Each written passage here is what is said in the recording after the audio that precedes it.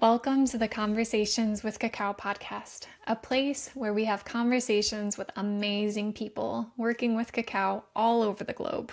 Here we learn more about the magic of cacao, stories, traditions, and the best ways to integrate it into our lives.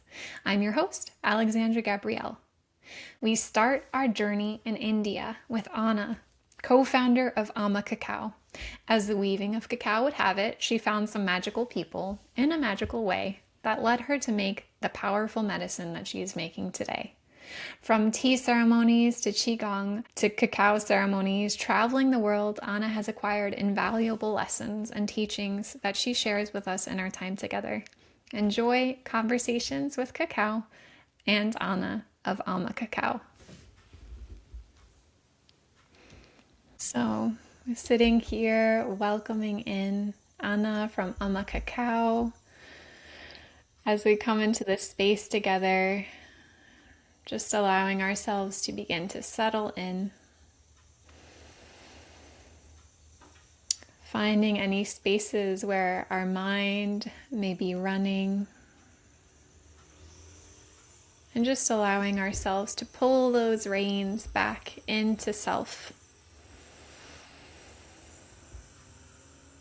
becoming the navigator of our own ship, our own energy, and just harnessing our energy back into self.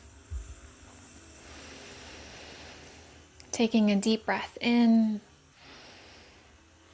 exhaling on sound if that is supportive, and allowing the breath to facilitate more softening, the deepening of connection to self, the connection to self-awareness, to being in this body, allowing our jaw to relax, our shoulders to relax, our hips, feet. And if we just envision our feet opening up and allowing our taproot to begin to unfurl from our root, moving all the way down through the heart of Mother Earth, feeling and sensing your connection and relationship with her, how her soil holds you,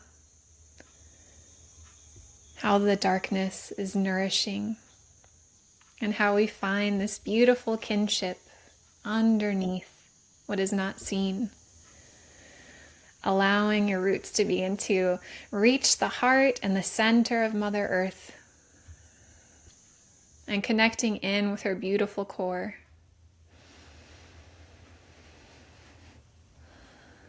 Breathing in this energy as she just pulsates and radiates this deep love, this deep embrace, this grounded presence, and this joy that you are here. You are here on this earth, that we are here. And she receives you, she hears you, she senses you. And just allow this energy to give you what you need. Filling up your roots, illuminating the soils around your roots, seeing the interconnection that you have with other beings, other people in your life, relationships that support you, and bringing this energy all the way up, activating your feet, bringing it into your toes, your toenails, all the way up into your ankles, and allowing this flow of support to just bring in more energy towards your shins, your legs, activating the portals within your knees, and bringing this beautiful earth crystalline energy into your legs, all the way up into your hips, activating your root, breathing into your sacral, activating your sacral, breathing this energy up into your solar plexus as you stand in your power, grounded in your presence, connected to the earth, connected to your body, your vessel. And then allowing the crown of your head, your spine, to begin to elongate up towards the heart of the sky, rooting up, feeling your connection to the sun, to the moon, to the stars, to the cosmic wisdom, to the planetary wisdom, to the sky, to the clouds, to the winds. and feeling all of that energy that resides above us, allowing ourselves to really begin that elongation of our spine, our shoulders folding back as we receive the light of the sun, receiving the light of the moon, receiving the light of the stars, the light and wisdom of the air, the sky that supports us, and allowing this energy to begin to swirl around us and into us, into our field, bringing it into our crown. Maybe envisioning that you have this beautiful 1,000-petaled lotus on your crown, opening up to receive, softening the mind, softening the eyes that search, softening the ears that need to hear, and allowing them to listen, allowing them to receive, receiving the wisdom of all that connects us, the wisdom of all that unifies, and allowing this wisdom to be activated within the center of our brain, moving through and down the brain stem, and allowing this energy to fill our mouths, our teeth, our gums, our saliva, our lips, that we may speak with clarity, that we may speak from love, that we may speak as love, as joy, in connection, bringing this energy into our throat and allowing this breath to begin to expand around the throat.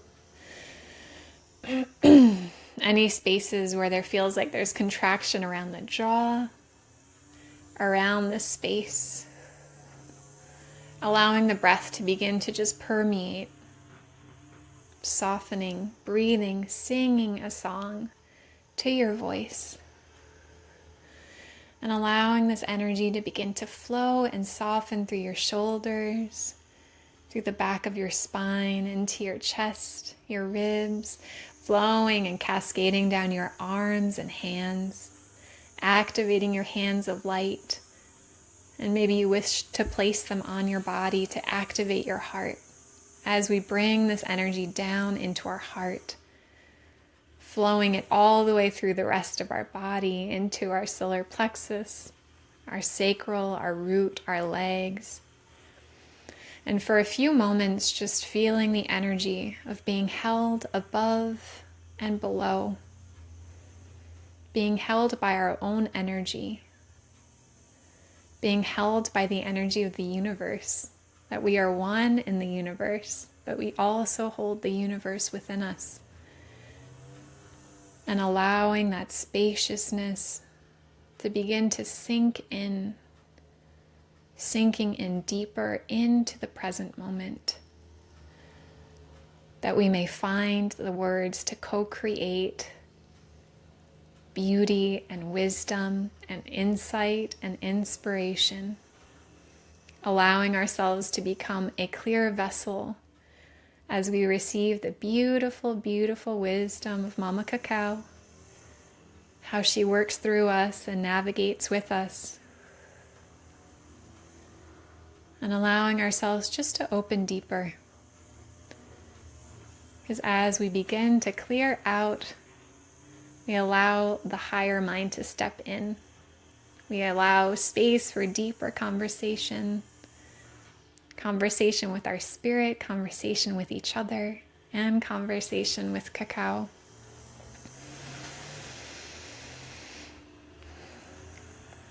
And with deep presence, with intention, allowing this world that we cultivate with our eyes closed, allowing ourselves, our eyes, to be the bridge of our own consciousness. As we, our vessel, our spirit, is bridged through our vessel, through our eyes, so that we can see each other from our source, seeing each other from the consciousness that we are. And if you have your cup of cacao handy here with you, bringing it into your heart as we bless this beautiful sacred medicine, allowing our heartbeat to beat into our cup, activating her with our gnosis, our wisdom, our love, our presence. We give thanks and deep reverence to the heart of the earth, the earth that steadies us, the earth that enables us a playground to play upon, to play within, to know physicality, duality, sorrow, pain, joy, and love. We give thanks to all of the plants, all of the allies, all of the elementals, all of the beings that support us on this physical plane. And we give thanks to the guardians and protectors of the lands on which we currently reside. We give thanks to the guardians and protectors of the earth, the lands from which our cacao has come from which it has traveled, grown, and from which it comes. Thank you to the heart of the earth, bringing our awareness to the heart of the waters. We sense the waters within our bodies, the waters within our cup, the waters within our earth. And we give thanks to the sacred medicine, the primordial substance from which all energy on this and matter on this earth has come from. We bless each and every single molecule of water in every being, in every place on the earth. May they remember themselves as love, connected to all things. Thank you to the heart of the waters, bringing our awareness to the heart of the fire. We give thanks to the sacred fire keepers, the wisdom keepers that know how to communicate and translate the messages of the fire, the spirit of the fire that lives within us, the light that we see reflected in ourselves and that we see reflected in others. We give thanks to the heart of the fire, bringing our awareness all around us. We give thanks to the heart of air, the heart of Ik, the breath of life, the inspiration that inspires us in our lungs, in our mind, in our body, in abundance, the element that teaches us sacred reciprocity, that we cannot give without taking and we cannot take without giving, allowing ourselves to take a deep breath in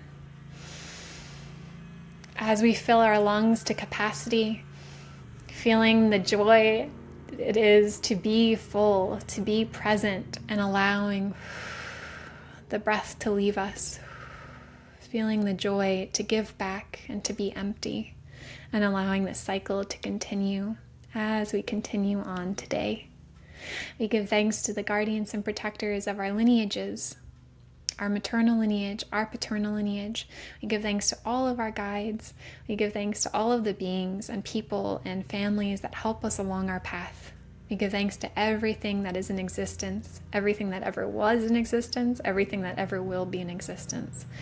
And we give thanks to the heart of Amma Cacao, this beautiful plant medicine that has guided us here today, that weaves with us, allowing us to create a space where we can really hear her medicine, that we are guided by this frequency, and that our own frequency is amplified with clarity, with love, through her medicine as it moves through us and with us.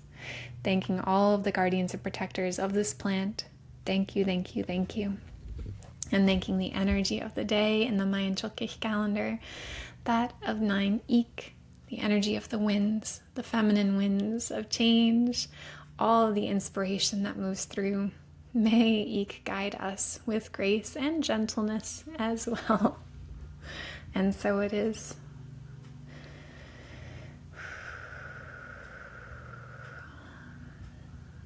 And allowing ourselves to come into intention for our time together, for our listeners. If you wish to envision just our bubble and all of the people that are listening right now, and just sending them love, and all of the listeners, sending love to the people who have listened to this, and sending love to the people that will listen to this. And through that, creating this beautiful bubble of energy that is present, where we can feel our connection, feel our intrinsic interconnectedness, and feel what is resonant and true for our being, for our hearts at this time.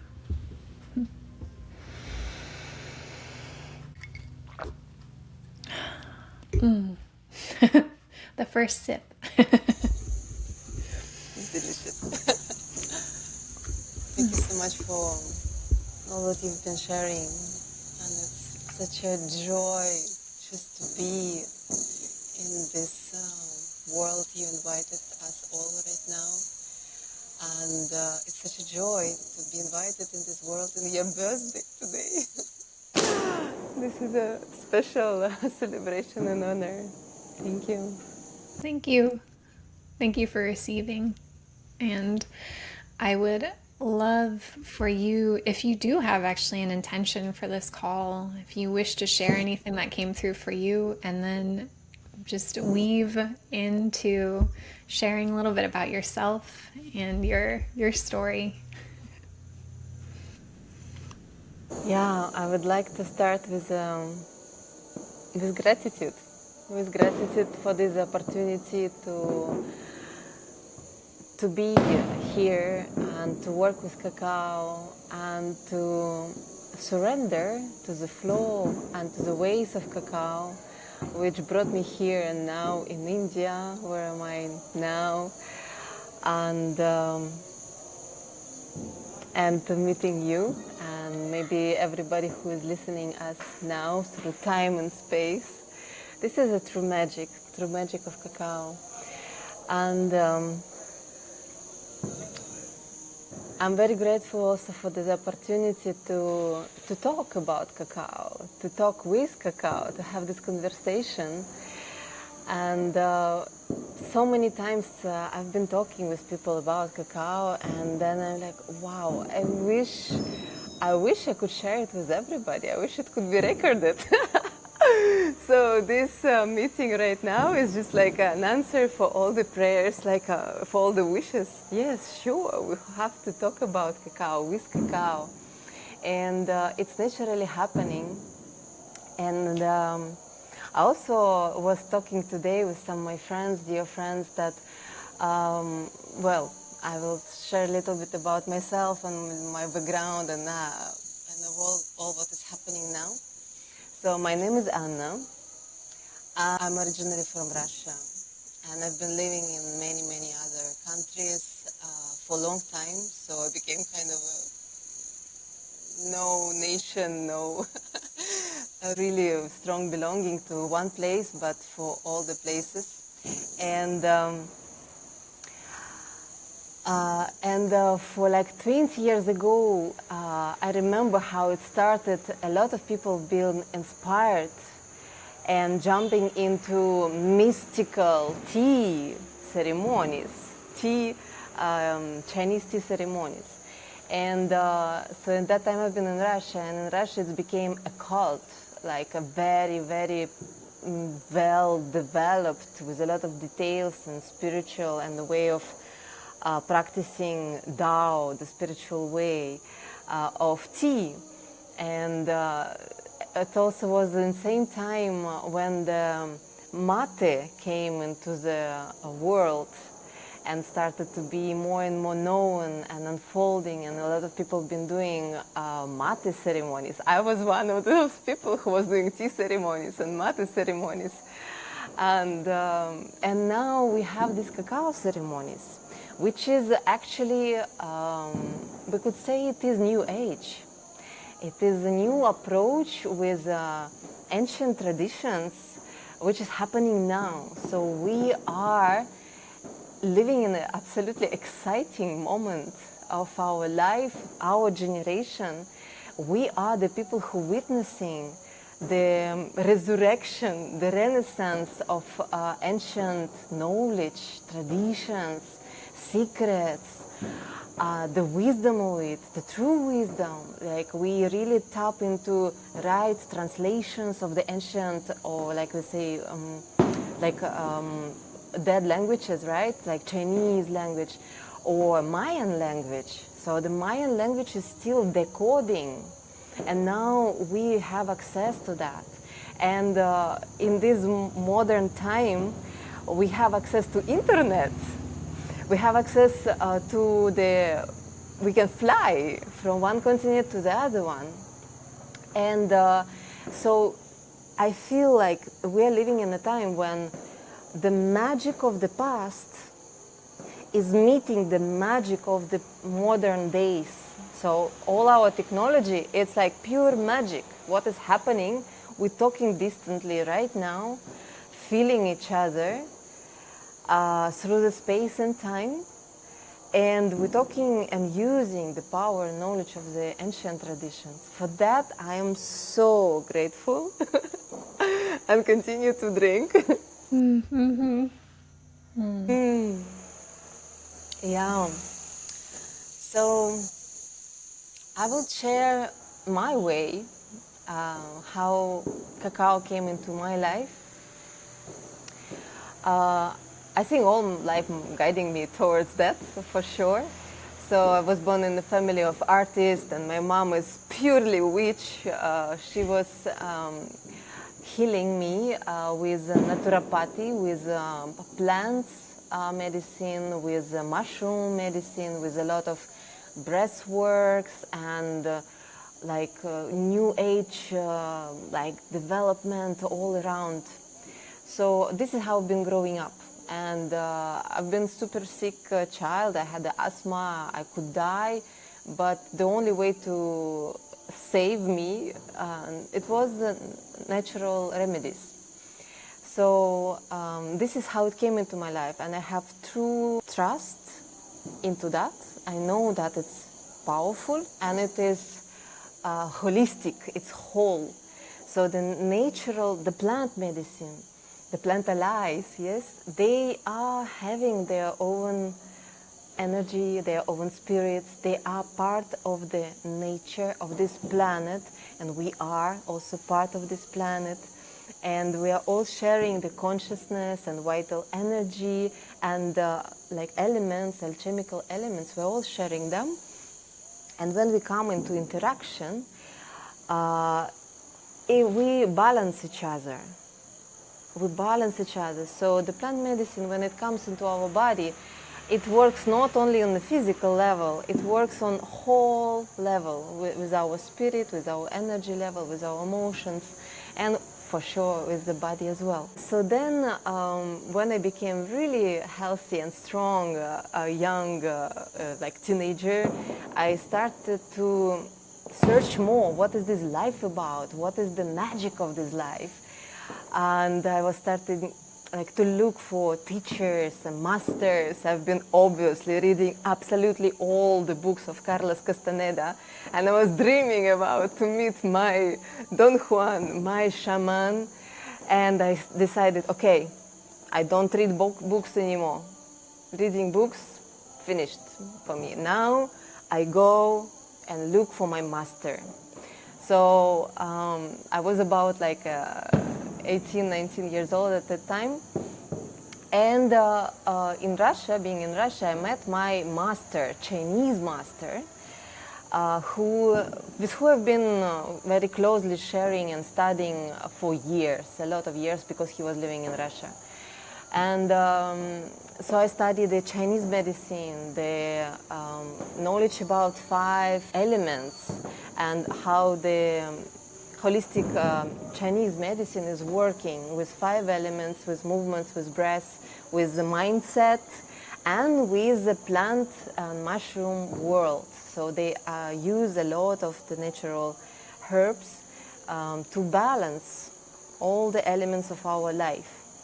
And obviously breath works, Qigong, Tai Chi. So at some point I became a teacher of Tai Chi and Qigong, and I started to share it and continue to learn. And at some point I realized that spirit is calling me. I have to go. I have to leave Russia. I have to leave all of that. And I started to go to India. So it was my first country ever, what I saw after Russia. It was India. It's absolutely exploded my mind, completely shifted all my consciousness. And I realized that I know nothing. This life is full of miracles and joy, and I feel something what I never felt before. So I stayed in India for a lot of time, and I met one other great master. I remember that it's my research of masters, of my shamans. So I met my master of Reiki, with who I've been also very, very close in touch for years. And by the way, he's in his garden in India, he has a cacao. but it's like jump forward. Yes. So, and then I met another powerful master in India from Brazil. And this master also brought me deeply in touch with the Indian traditions, with the Vedic knowledge, and in the same time with the spirit of the Brazil, with the joy of life, with this absolutely epic music, with heart openness, with movements in just everything you do. It's full of life, and with shamanic tradition, because being like Guruji in Indian Vedic tradition, he was also a shaman of the church of Santo Daime in Brazil. So, and he was the first one who initiated me into work with sacred plants, with master plants. And then I already went to Mexico, and that was one other revolution of my consciousness, when I just felt the Pachamama Mexico just in the air, and all the knowledge from the Eastern tradition about like Gurujis, discipline, practice, the way you have to do this, you have to go to ashram, you have to go to school, and so on and so on and so on. It was like, I realized at that moment that it was very patriarchal. And the Pachamama is a great mother, which is welcoming and teaches you life and unspoken wisdom just by breathing its air, just by walking on the earth, just like feeling the vibrations. And for sure, that was the Mexico, finally Mexico, the land of shamans and master plants. And this is where I went in contact for the first time with cacao and other plant medicines. And it was 2012, by the way. And I went in 2012 in Mexico for the end of the world, for the end of the cycle, big cycle of the Mayan calendar. So we had a big like rainbow gathering worldwide, a gathering by the pyramids in Palenque. We actually had the end of the world. The 21st December of 2012, I remember it. It's been epic. And right after that, I went for the first time in Guatemala. So, and it happened that Mexico and Guatemala became my homeland for years, like 10 years I spent there.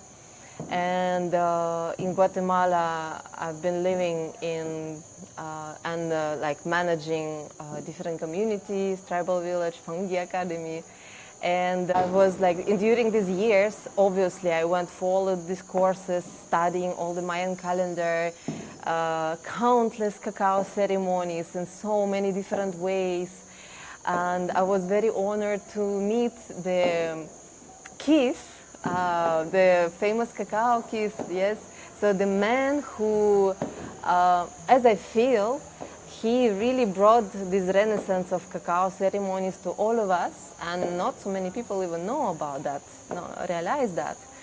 And so I went to traditional ceremonies of cacao with Mayan people, with Nana Marina as well, with Isaias and many other local people, participating in different ways and learning just by being there, just by witnessing, just living together. So somebody bought a land, let's make a ceremony, and with Mayan like tatas and nanas, blessing the earth, asking for permission, connecting with local spirits and energies, with ancestral lineages, and bringing it here, bringing it all like into awareness, like you did at the beginning of our meeting, just like bringing it all here.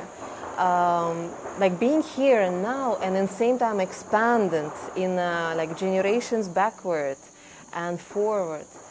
And so this is how cacao came into my life more and more. I started to visit cacao farms and just like visiting my friends and just being together, and it's been just part of my life. And I was so like fascinated about cacao. I remember how the first time in my life I saw cacao tree and these tiny flowers right on the trunk and the cacao pods and how many colors it all has. And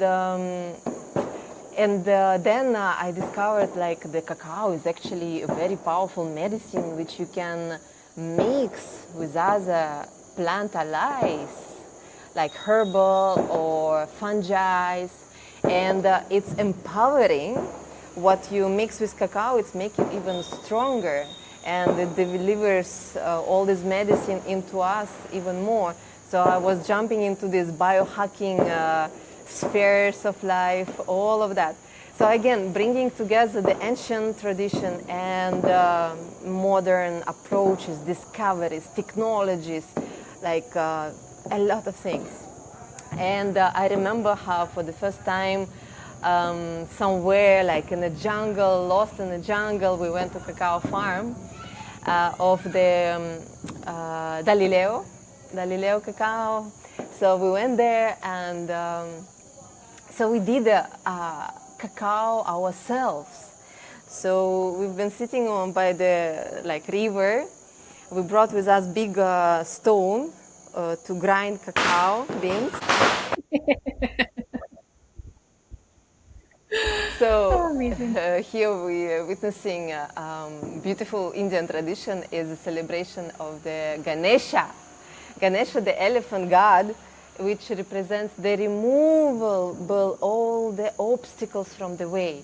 So like in the forest, the elephant is someone who is very big and heavy. So he goes, and after him, it's like a pass, clear path. So all other like small baby elephants and other animals, they can go and follow the papa elephant. So now it's a celebration of this Ganesha, which represents this creating the pathway, the removal of obstacles, and at the same time represents the great wisdom in devotion for the consciousness, the Shiva. So this sounds, it's like a celebration. Yeah, God, hear me. Yeah. Yeah, it's very similar with what's happening in also Guatemala and Mexico. So to come back to this, my first cacao making ceremony, we had beans, raw beans. I mean, they've been already like fermented and sun-dried, but not roasted. So we brought these beans with us.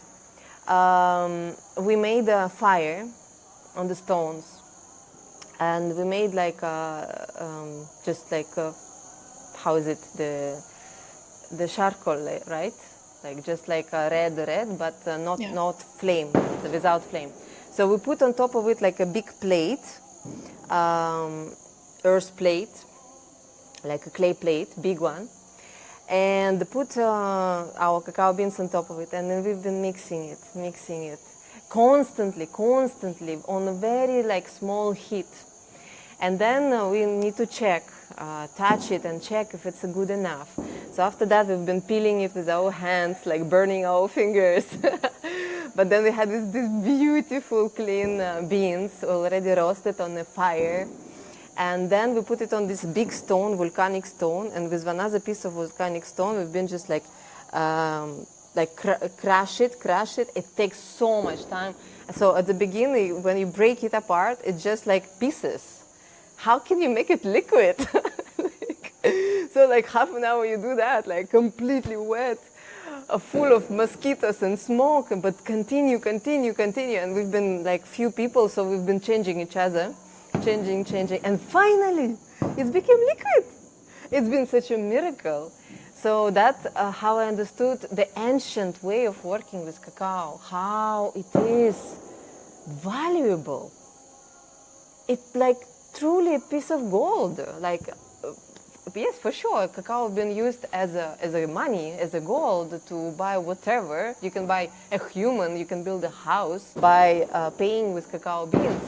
But also the way how much time and energy it takes to really make it in these ancestral ways with the tools being available at that time.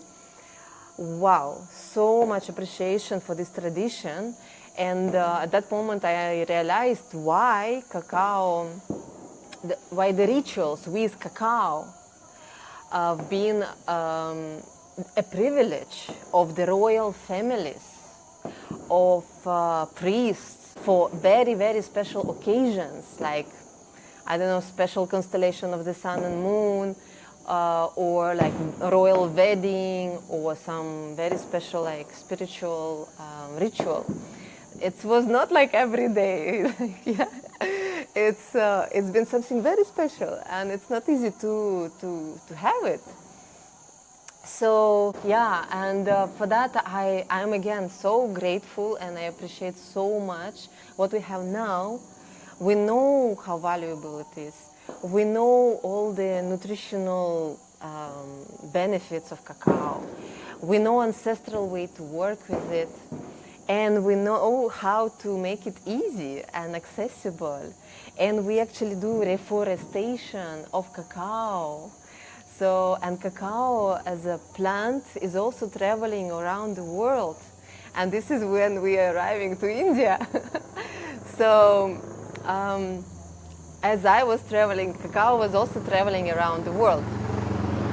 And, and also I'm very grateful for white people, yeah, for who was discovering the world around, discovering the traditions of local tribes of the new, for them, new lands.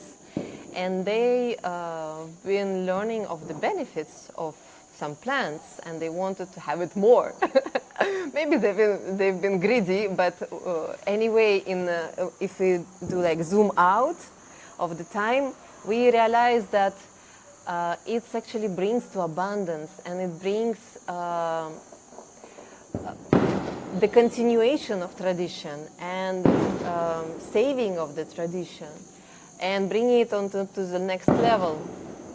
So same like a tea from China came to different places, like in India, in Sri Lanka, and some other regions. Coffee from Africa started to jump all around the world. There is so much coffee in Guatemala, for example, like really living close to a cacao. So the cacao made its way as well from Central America to India and to other regions. So right now we have it in Asia, like in Thailand and Bali and so on and so on.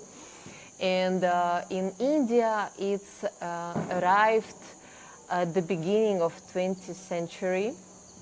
So right now, cacao in India is developed and harvested during a few generations already, like at least 3 generations of people or more. And in cacao in India, it's actually very special, like a tree, a special plant. So it's different from the trees in the motherland in Central America and other lands as well, because it's been cultivated and developed more and more and more and more by few generations. So we know for if we plant a cacao tree, it's a celestial celebration. So we're celebrating your birthday today as well. Yeah. And divine feminine and wind of change. Yes. So as we know, when we plant cacao seedling, like a baby cacao, so we need at least 2-3 years before to develop first fruit. It can be 5 years or more, but minimum is like 2-3 years. So actually, the human generations, it's been about 3-4 generations of cacao, but the generations of the plant itself, it's been a lot. And it's been cultivated with love. So the situation with like cultivation of cacao here in India is that where it is growing, there is people cannot own big land. It all belongs to families. And with each generation, the land starts to be smaller and smaller because it's divided for children and grandchildren and so on and so on. So finally, the owners of the lands where cacao is growing, they're very small. And it's like a family garden. The grandmothers, grandfathers, the small children, they're just like running there and loving it. And it's completely naturally permacultural. So the soil in India, in the mountains, like cloudy mountains in India, is so rich. It's just so rich, so tasty. And it's full of like waterfalls all around, butterflies. And we know that India is the mother of all the spices. And there's so much fruits and all the spices, like they've been always there. It's mother of Ayurveda, of all these plant allies there. So cacao was so welcome there. It's just like it's been always there, you know. And so these cacao trees, they've been growing like in permacultural way together with cardamom, jackfruit trees, with black pepper and like ylang ylang. All of it is like together. And we know that when a tree is growing, it's very important for the taste what we can harvest from the cacao pods. It's how it grows, the quality of the soil, the water on the soil, the plants growing around, like intercrops, and so on and so on. So on top of that, the generations of the cacao trees been changing quite fast. So it's been a new culture for India, as I said, like beginning of 20th century. So it's been interesting for Indian people to develop it, to play around with it. And finally, they created their own hybrid, like a new cultivation of the cacao plants. So if you would ask me, what kind of tree is there in India? So I would say that it is what we call forastero, but I don't like to say that, honestly. Like people often ask me like, oh, which one is it? I say like, okay, it is considered to be forastero, but it is not anymore. It is something new. It is something cultivated locally with local technologies and local families and in a very special land. So this is about how it's been in India with cacao. So like that. And also, you know, this year we've been facing a bigger crisis with cacao crisis, right? So all the prices jumped up like insanely, like a Bitcoin just like jumped up. And we had this like natural catastrophe in Guatemala, in other countries of Central America, in Belize, right, and so on. So, well, it all started with Africa. So the cacao went in Africa, and in Africa it was sad. That's why it all happened. I'm sure, like really, like right now, I feel like the cacao spirit was unhappy in the way how it was cultivated in Africa. So we know that there is quite a lot of slavery historically, right, in Africa, and so the cacao spirit became a slave as well. And I've been trying cacao from Africa, and it's been very sad. It's been like, I would just not talk about it. Yes, but I feel like the cacao spirit really said that it's have to be changed. It's time of change, like no more. It's impossible. And it's brought like a global awareness for cacao. Because like, well, what happened on the market, you know, like something happened. And so a lot of people who even didn't know about cacao, they started to put more attention for that. And for the treasureness of cacao and all this culture, all these like the trees and plants growing together, the cacao forest. And the people started to be more and more aware. And there is more and more reforestation happening. And like I'm so grateful for all my friends in Guatemala with who we've been living together for many years. They are actively supporting this process. And I'm so happy to discover that here It is also happening, and our Amma Cacao, like each one cacao we sell, we know that there is one more tree is planted, and people realize more the value of it, and the local family, they are more motivated to grow it, because cacao in India, it was not a main crop. Like there was like cardamom is more commercial, or coffee or something else, but cacao was just like a garden, you know. I have it, but it was never like main thing, and that's why it's so good. That's why I love it so much. Yeah, actually, like 2 years ago, I came in India just to visit my friends, to say hi and bye for like 2 weeks or something, and I said like, I heard there's some cacao growing in India. I've been in India so many times, I never ever saw cacao there. I didn't know it's there. But somebody told me like, yeah, it is there, and it's actually not bad. I'm like, I want to meet it. So yeah, at some point I just started oh well, okay, I came in Arambol. If you know what is Arambol, Goa, it's like a hub of the travelers, musicians, and people who love like all the spiritual approaches and ecstatic dances. And so yeah, cacao was here already. Yes, cacao spirit was here.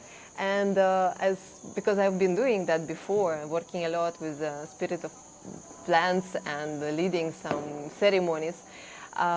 So people said like, Anna, could you please make something like before our ecstatic of our full moon ceremony or new moon ceremony or whatever ceremony, and let's do it with cacao. And so this is when I started the research. Okay, where is the cacao? Where is the good cacao? And I should tell you, I was sad. Because I could not find good quality, pure cacao, and I had to buy like commercial cacao, 99%, but it is even not cacao mass; it is powder, just stick together with butter, you know, so, and with vanilla, and so. And like it's impossible. And I remember it was the new moon ceremony, and we've been sitting in Himalayas, you know, very powerful place, and I've been like praying with a lot of people, you know. It's very strong when we do it together. Like, please, like cacao spirit, like come to us. We need you, like in good quality.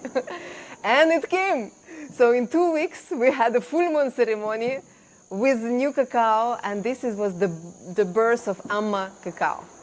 Wow. Just like that. Wow. Manifestation. With the new moon, we've been praying with cacao cup, like, please, in 2 weeks you're going to be better. And then with the full moon, it was the birth of Amma Cacao. So right now, I'm one of the co-founders of Amma Cacao. And it's actually quite a spiritual story, how it all happened. The name of Amma Cacao, and yeah, so I had a friend at that point, and now we are very close, deep partners, like partners in crime. He's like Indian, but from London, from Brittany. And he also came in India to discover his roots. And so we met, and we've been practicing all the ceremonies and breath works. And he's a businessman, powerful, strong. And he said, Anna, I'm going to find for you cacao. So his masculine energy really started to move. Like today we have energy of Ik. 9, yes, the Ik represents like this masculine, active, the beginning, like young energy of the move, wind of change. And the 9 is the sacred feminine, the birth.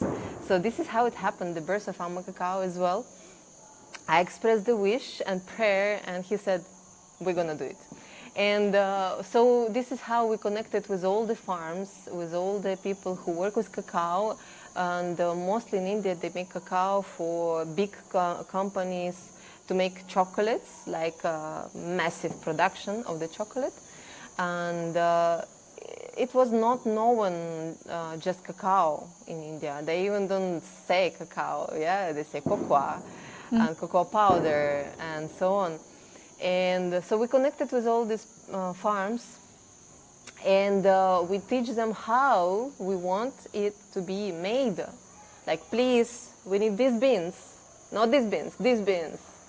And can you please ferment it in this way? And can you please process it in this way? And so on and so on and so on. So finally, we like, whoa, we have something. It's like just, we don't want to change it anymore. It's just like so pleasing. It's like a cream for the soul. And this is the Amma Cacao. And the name is actually very interesting as well. Do you know what means Amma? Tell me.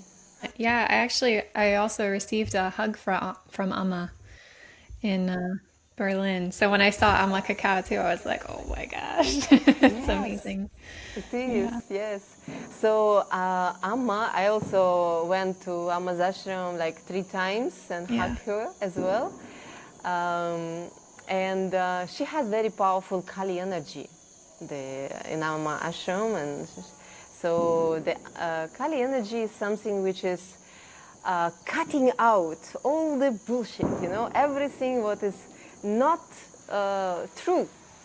And it's the final gate you need to go through before unite with the highest spirit. So she's like a warrior spirit, like mother. So Amma means mother on the South languages. That's it, mama, Amma. And Amma, like this the famous Amma who you mentioned, she's living where his cacao is growing. On the south of, yes.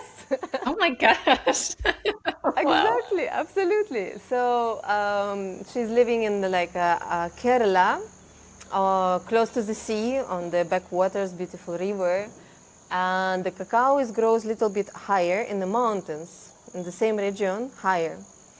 And so, it was like, at the beginning I was like, what is it? Like Ish. Like Ish is like a Mother Earth, a Pachamama, a shaman, is all these like healing transformations, plant world and medicine. It's like, okay, Ish cacao, but like, okay, it's Indian cacao, it should be something different. And we want to bring like Ish, if you read it in English, it's like X. Like what? Yeah. X? So no, it's impossible to call the name in this name. X cacao, no.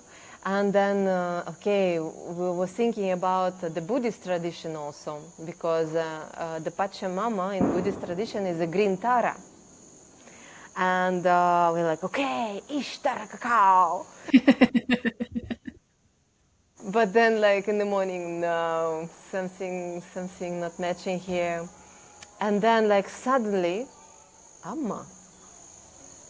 Simple, just Mama Cacao, Mother Earth Cacao, and Mother Nature, and it's loving, caring, sweet, strong, and so wise. And this is how it happened. So this is how the Amma Cacao was born, and it felt like it is a new entity came into this world. It felt like, like a child choosing parents. It felt like Amma Cacao chose me and my partner to be like space holders, caretakers. And she said, I want to be like that. And I know that you can do that. I know it's going to be challenging for you, but you're going to do it. So this is how it happened. And now it is already more than 1 year, only 1 year. And here we are talking about Cacao, Conversations of Cacao, and Amma Cacao is welcomed into this conversation with Cacao. Oh my goodness, so beautiful. And like, of course, Amma lives in the lands where Amma cacao is growing, and just your whole story and the weaving that you shared from your beginning of tea ceremonies in Russia and traveling throughout the world. Oh, there's so many good places we can go. And I I would love to where do we want to go with this? There's so many facets. There are a few parts that I really loved of you saying empower. And I feel like that's a really beautiful and accurate word for the relationship I've developed with cacao as well as is a really empowering energy and frequency. And if we think about the word empowering and what it actually does, it is empower. It gives you the power within you to kind of like cut out the nonsense, to face. It has that Kali energy with it, but it also has that soft motherly energy as well, and that state of coming back into our power. And I feel like there is this kind of like chocolate revolution that is happening here, and I feel like the revolution of the empowering of ourselves again, and like that this is, this the bittersweet medicine we need to activate that empowering, that sovereignty, that inner standing again. And then the other part that I just love that you keep on bringing into is the evolution, the evolutionary aspect that we're actually cycling through right now. The renaissance of ancient technology, plant medicine, and then bringing the consciousness to the surface. It kind of feels like as we travel and plant our new plants that maybe weren't from there, like the plants from South America and India, we're bringing the Indian consciousness, the energy of the earth through that and manifesting it in the physical. And now we're consuming that as the physical beings, and the reciprocity as we give back to the land and now takes and Gaia consciousness kind of like begins to weave this, like what you said, you're like, it's not forest arrow, it's something else. It's an evolution of what this was, because it can't be what this is here, cannot be what it was there, because it's now something new, and just honoring the evolutionary aspect of that. And if there's anything that pings you or you want to riff on. Yeah, and that's what I feel. There was a great legend that some time ago, and it was a time of magic, of raw magic. It was everywhere in the air. But then something has changed, and different traditions call it in different ways. Like here in India, they call it Kali Yuga, or like whatever like names we can say, or Babylon tower fell down, people forgot the language and they got separated from the divine and from each other. So it has happened somehow, but it is happening it's not bad, it's not really sad. So if we like really zoom in and being in a moment, it can be challenging and difficult and pointless and dark. But when we zoom out and see the bigger picture, we see that yes, we lost magic, yes, we lost knowledge, yes, people got separated, like the one big continent of the planet. Yeah, now we like can know that it was big continent and then it was like separated. Got separated, really, literally. And the people got separated. They developed their own languages and cultures. And so that one knowledge, one magic was broken apart. But each part being developed, cultivated, renovated, evolutioned in some ways. So now that's exactly, absolutely exciting time and generation when all these parts coming back into one knowledge, but enriched so much. And I love to remember that, because sometimes we can really feel lost and dark, as we felt with this pandemic situation. Like a lot of people was lost, just like, okay, there is no more point to continue to live, even up to this point. And but it's good to remember, and I know that cacao is the medicine which help us to remember it, because it is tasty, it is powerful, it has something material in it which connects with our body. So it is the way to get in touch with it. Like, for example, here in India, when I'm leading cacao ceremonies, each time at the beginning I'm asking, who is the first time on the cacao ceremony? And we have like hundreds of people, 200 of people ceremonies, and who is the first time? And they're always like hands up. And it can be in local Indian people, it could be like foreigners traveling into India. Every time there is somebody for the first time, and they just curious, what is this cacao ceremony everybody talking about, you know? Like, what way? And so people drink it, and they take it into their body. And when we serve it in a good way, when we grow it in a good way, when we prepare it in a good way with love, it comes inside of your body. And even if you know nothing about it, it's already in your body. It's like nanotechnology. Yeah. Go into your body and start to rebuild from inside. So, and there are so many people learning about cacao ceremony. There are so many people like creating online courses, retreats, whatever, like sharing the wisdom of serving cacao and different approaches to do that.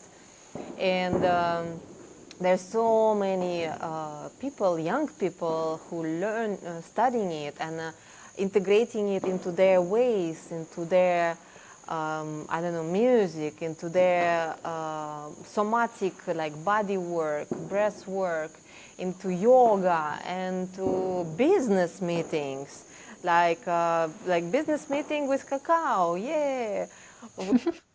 We have something probably even better than coffee.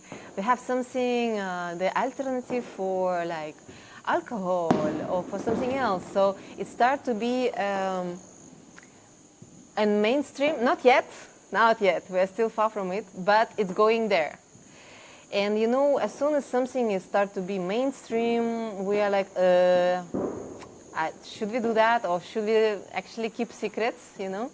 So this is what happened with a lot of things, like for example, yoga. Yoga became a fitness mainstream. And a lot of people have been like grieving, there is no more good yoga in the world, it's all fake and it's not real.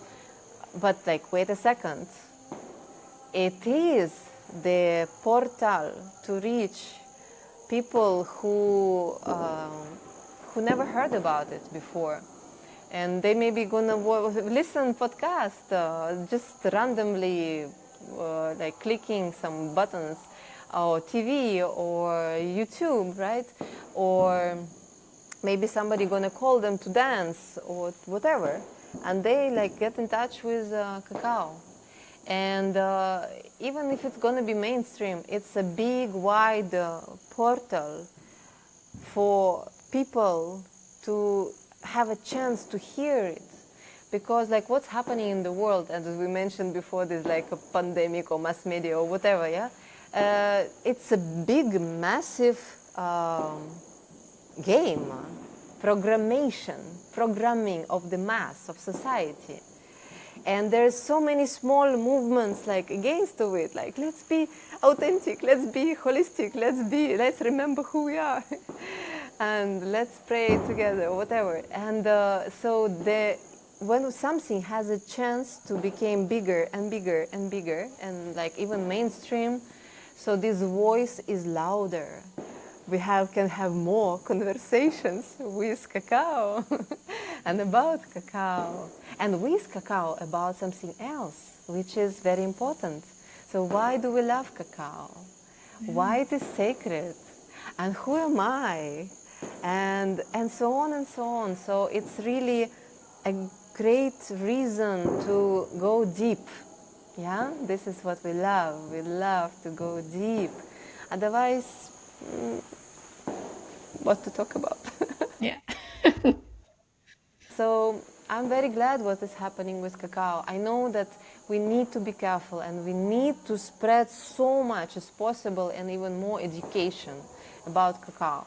So about consumption of cacao, because as any plant medicine, it can has like two sides of the coin, right? Yeah. Yin yang. It can kill you, it can heal you as any medicine. And one other side of it, we need to be conscious about consumption of cacao, because now a lot of people who can produce cacao, they realize like, oh, the price of cacao is growing, let's make more cacao. And so it could be the kind of direction to violate nature, violate this plant medicine in a lie and make it not in a loving, motherly way. So we need to spend more education about which cacao is actually good for you and which cacao is considered to be ceremonial. So the people who love to consume and buy ceremonial cacao, they're gonna ask those people who sell them, how did you make it? How did you process it? How did you grow it? Is it sustainable? Is it fair trade? Is it nicely, carefully made? And so on and so on. Because I tell you, I've been visiting some cacao farms, as I said, for like big companies. Whoa, that's been not easy. It's been not easy to see, to witness, and like to accept. And like, I never been actually fan of chocolates. I'm gonna tell you. Since I was child, I didn't love chocolate. The only chocolate my favorite chocolate is like with big hazelnuts, full round hazelnuts, with milk, Yeah. something like that, you know. Yeah. And but why? Because all those chocolates, it's not natural. So what was good and natural in those chocolates has been big hazelnuts, you know. Yeah. So, and it was great example just recently. My friend, man, he said, you know, Anna, I never loved chocolates, never.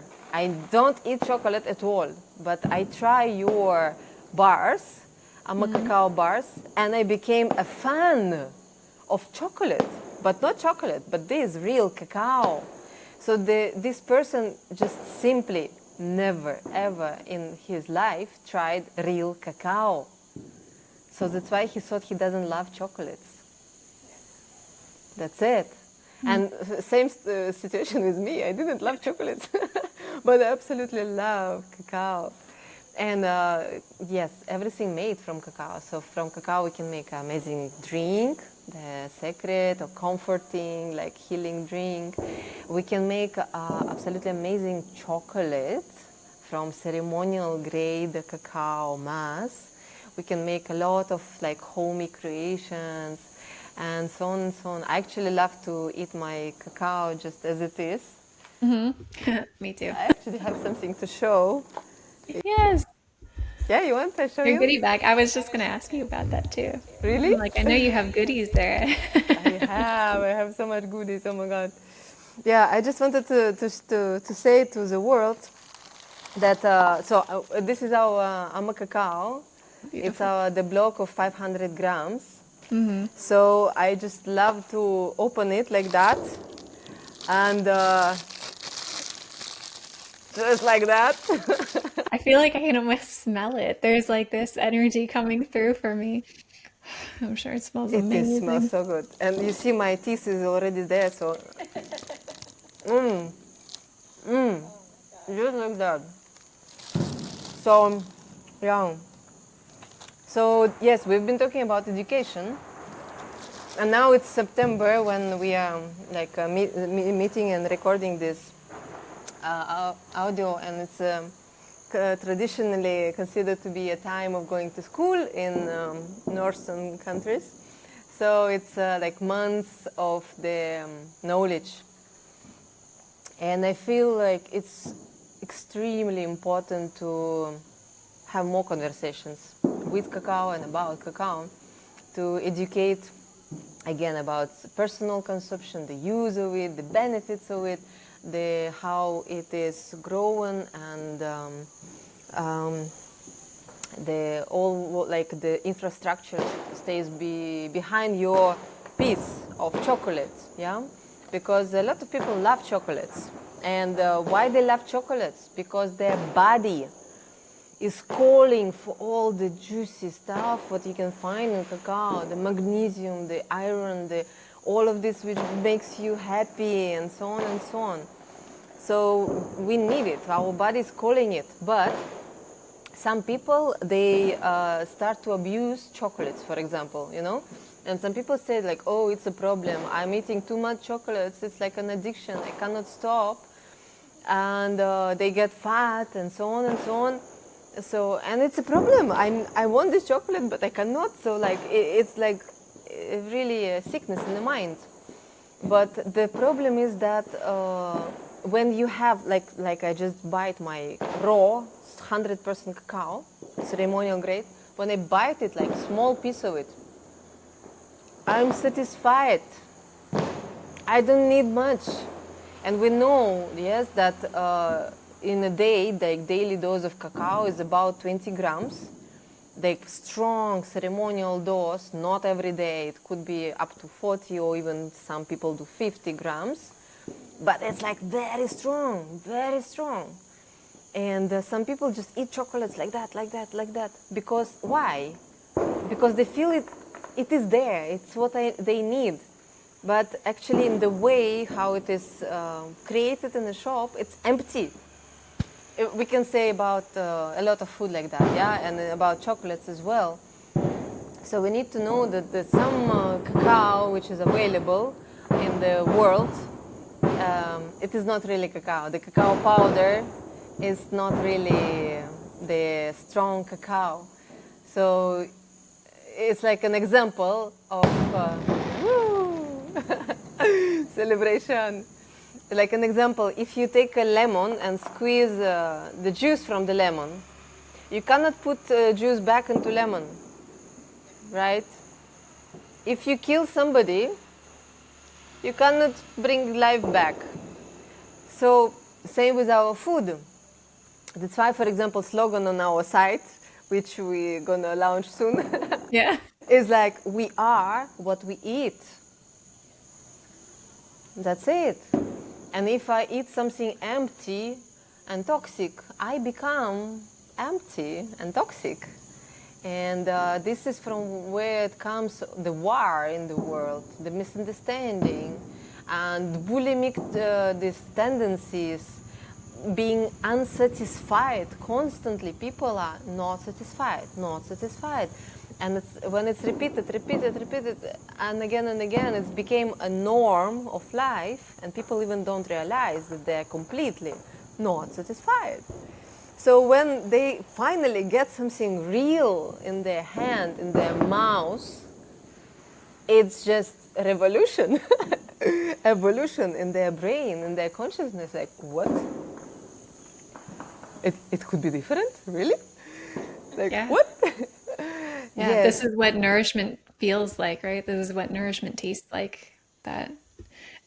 And I think it's interesting too. There are these aspects that I've noticed, at least in our societies, in Western societies where I've grown up, is the exploitation of the sacred and the medicines that were considered so sacred that they're just overused. And I think they're overused, well, for two reasons. But if we look at chocolate, if we look at tobacco, and we look at corn, three deeply sacred and powerful energies. And for me, just thinking of like well, of course, there was the whole, campaign around cigarettes and the nicotine, which makes it addictive. But in a deeper level, I think in the spiritual element, there's that desire to connect with the masculine, because it is that cleansing, that purification, the embodiment of that power and being able to hold that. So there is still like this distorted essence if we're taking one stick, but it has both spectrums on it, right? We live in a dualistic or a world of polarity where you can't pick love without knowing that hatred also exists on the other side, even though it is all unified in the same. And chocolate has both spectrums, the healing, like you said, and then there's also the element that can bring harm, like to anything. And if we look at, the processing of corn in the same way, where it was like this deeply nourishing manna from the earth, the people of the corn who were the wisdom keepers, the embodiment of sacred wisdom, and now how it's become an intolerance and how people are just becoming more allergic to. But it's not necessarily the corn. You have to look deeper. Like, what is it actually that is making us sick? And it's not the chocolate necessarily that is bad for us. It's all the other stuff in the chocolate that's actually bad, because if we strip that away, we're left with what we're actually craving. And I think with all of these other things, when we strip away all the nicotine and chemicals, it's the energy of tobacco, the healing, the one to come to themselves, and the masculine embodiment. We have these different manifestations that I think they're just everywhere. But when we look into the deeper metaphor of why we're craving these things, it becomes so clear of like, oh wait, I gotta look deeper, a little bit deeper. What is the truth within this? And I think it's so interesting too, like the conversation around cacao and chocolate, which is already mainstream, and cacao becoming more mainstream. And then that very fine line that we walk of, okay, we're doing this to bring purpose and intention to how we cultivate the land and how we share this medicine. And then there's that line of like, all right, it could easily become exploitation. And I would love for you, as an expert in this area, for our listeners, what are the things to look out for? What are the things that you think are really important for people to know about cacao and the production? Like, really give people the nourishment and inspire them with the wisdom that they need on their journey with cacao. Loud. The divine celebration is going full power here. What I usually share in ceremonies.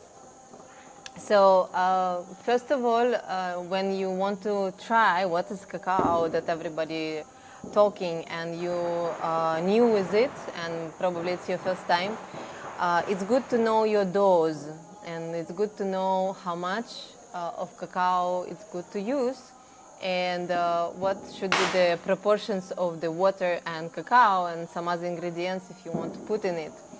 So usually, as I said, I recommend about start with 20 grams. You can start even less than 20 grams actually, if you are an adult. So if it's a child, this is very good point, because we have this image of cacao for children, and drinking it in the night, especially. So that's how it was in my mind. Like, cacao, it's very comforting drink in the night.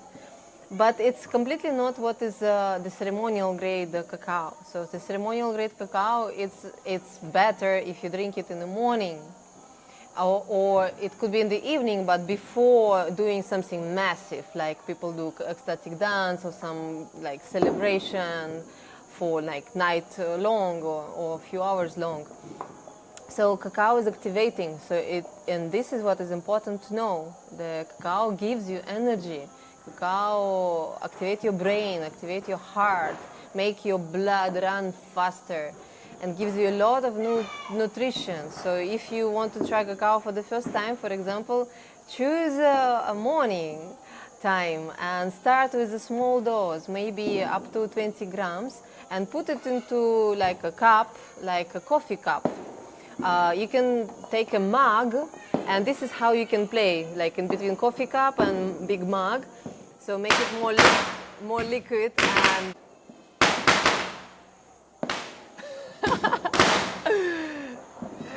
so yeah, you can make it more liquid with more water, and you can make it more concentrated and like creamy. And so this is the first thing about preparation. And what you can put into cacao, this is very big question, because again, like from the childhood, we think like, oh, cacao powder with the milk and sugar and something like that. And it's highly recommended by all the cacao practitioners to use vegan milk. If you want to make it more creamy, use vegan milk, because cacao fat, the real, not cacao powder, but the cacao mass, the ceremonial grade cacao, has more than 50% of fat, of cacao butter. So it's really fatty. And it doesn't come well together with animal fat. So it's two different fat which will not be well digested by your body. And more if you cook for a lot of people, some people can have an allergy for milk. So it's highly recommended to use vegan milk. For example, among with ceremonial grade cacao, we make these, we call it Amma bars.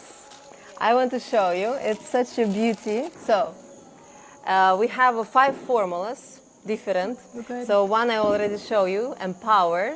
Yes. It's a ceremonial grade cacao. We use here 18 grams of cacao. And this is one dose for one person, one day. If you very well experienced cacao practitioner, you can have 2. So, but not more than 2. So like that, with 2, you're gonna have like 36 grams, right?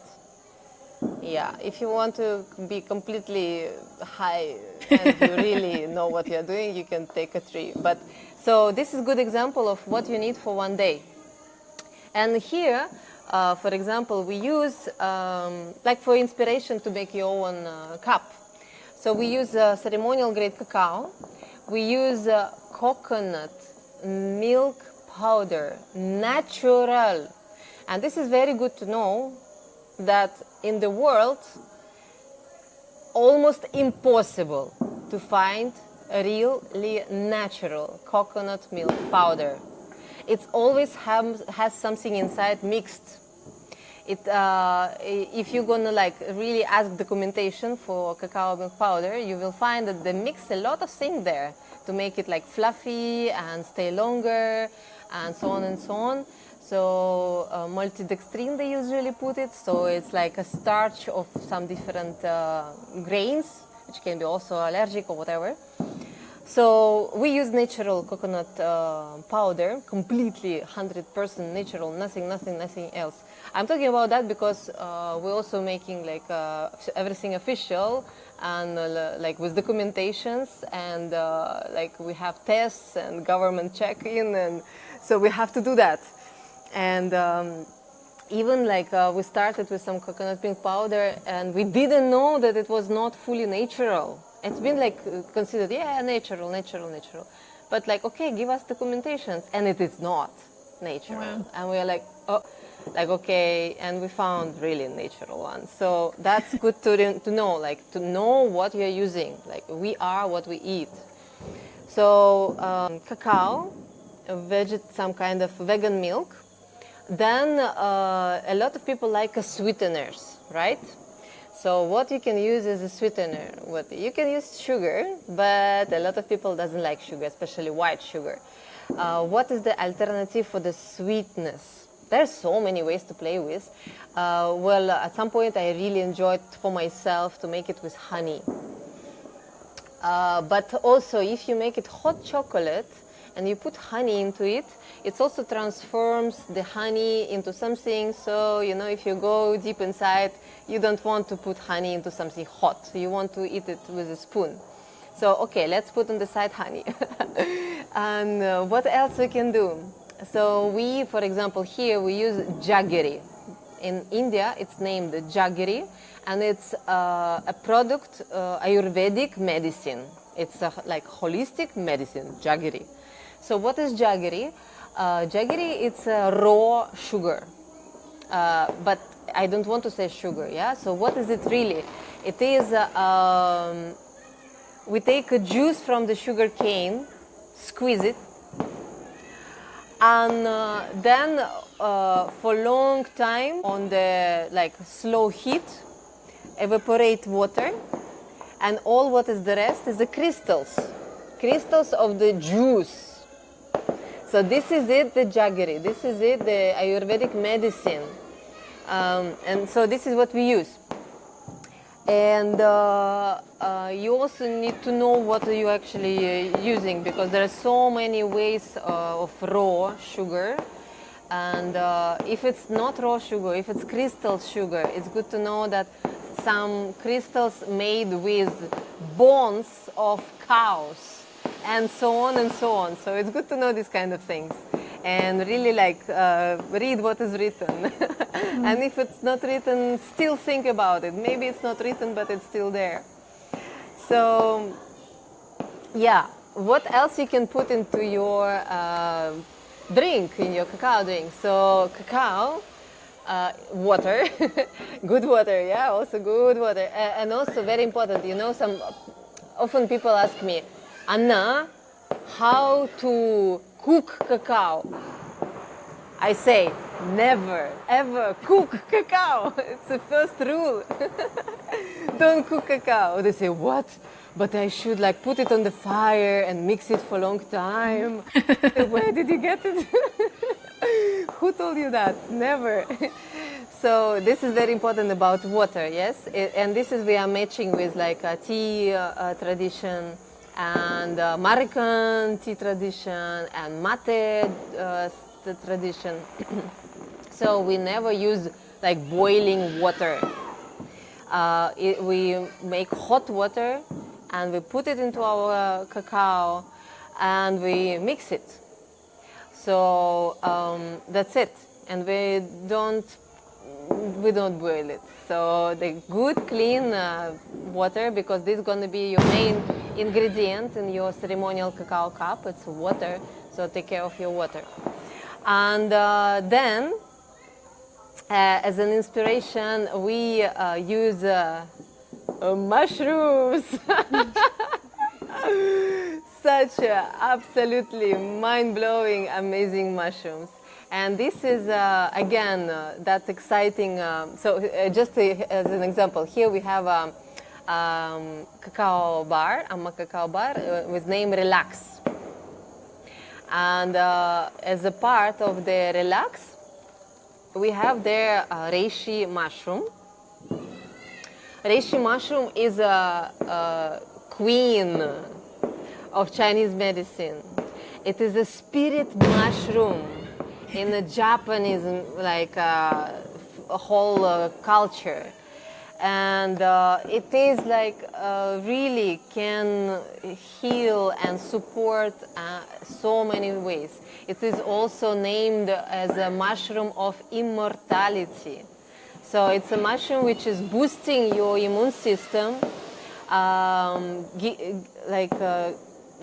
help to rejuvenate, get younger and stronger, and heals in so many ways. And as we were talking, that cacao is reinforcing whatever you mix it with. So it's good to be aware what you mix with your cacao.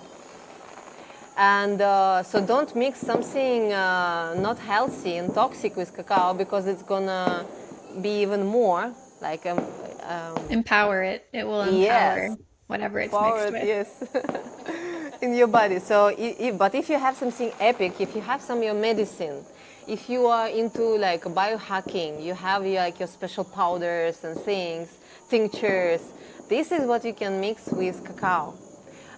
Just be aware if you can mix your medicine with something hot. Yeah, not boiling hot, but still hot.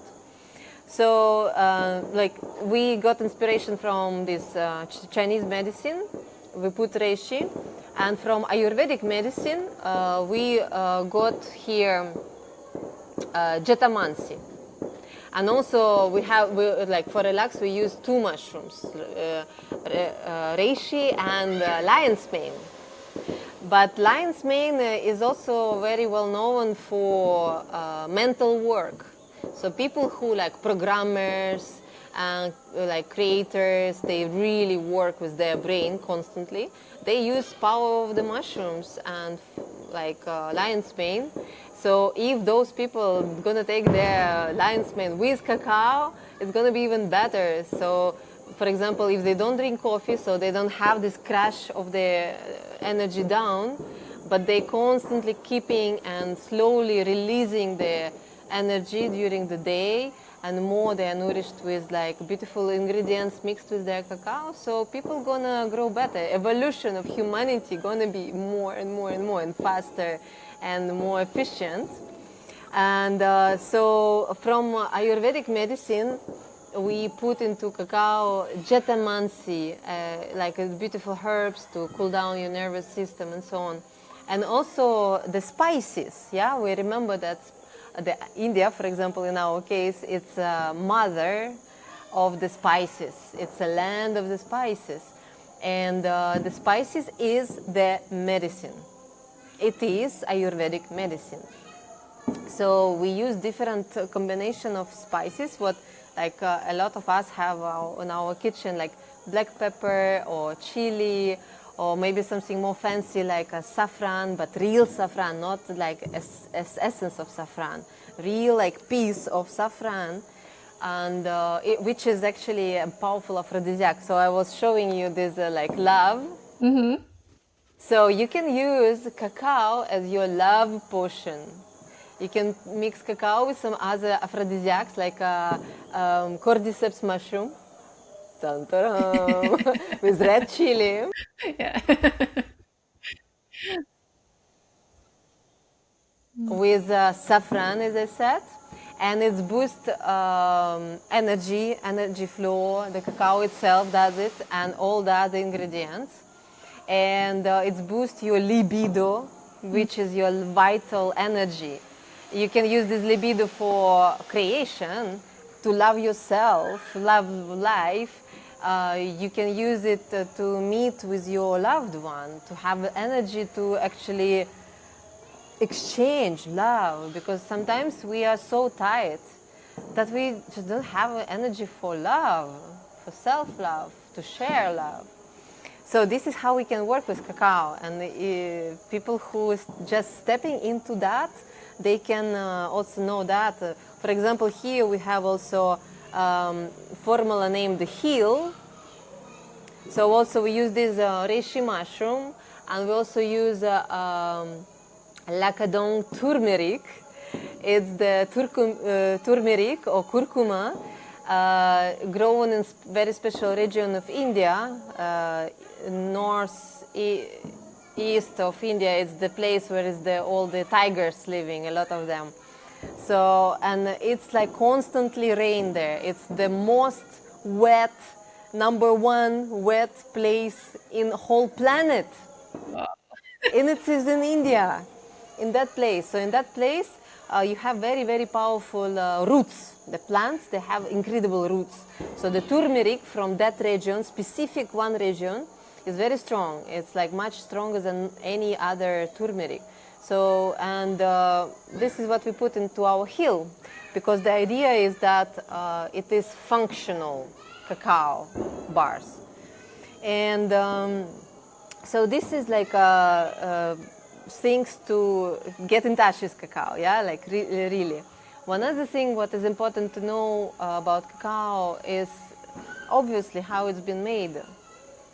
So we like really take care of the way how cacao was made, because there are so many ways to mistreat it.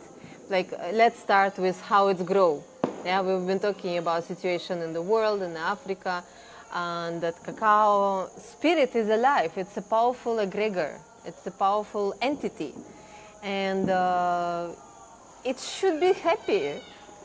And so if you know where the trees are growing, and you know that people around, they're happy, the other plants, intercrops, they're also happy, the land itself is happy, and people there, they're happy to share this cacao.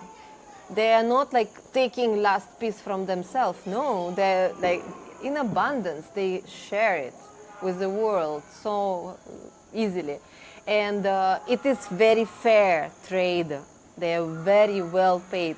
So like if, for example, in our case, the most of the money which goes directly to the farmers. So when all these things happened I have a very strong celebration. Yeah.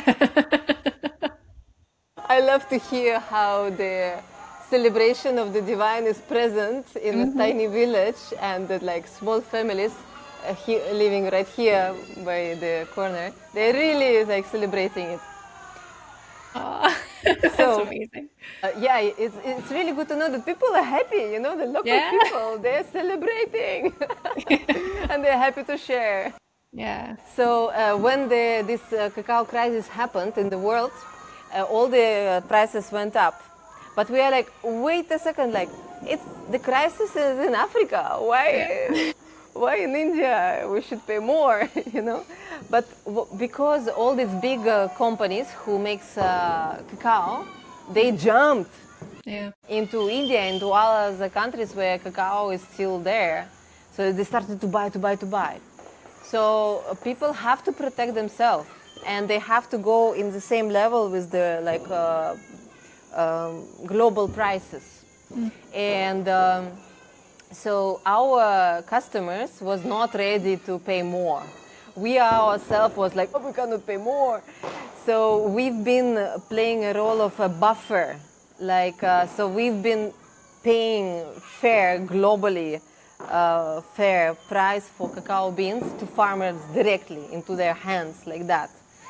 And we didn't we like grow our price little bit, but like let's say 20% we grow it, but in the world it's grow like 200 300 at some point. So we've been like trying to be a buffer in between the farmers and our beloved customers who use this cacao for their ceremonies. So also it's good to know that when it is good cacao, it cannot be a lot of it. You cannot buy thousands tons like of cacao, thousands and thousands of kilos of cacao. No, it is impossible. So it's going to be limited amount of cacao. It's good to know that.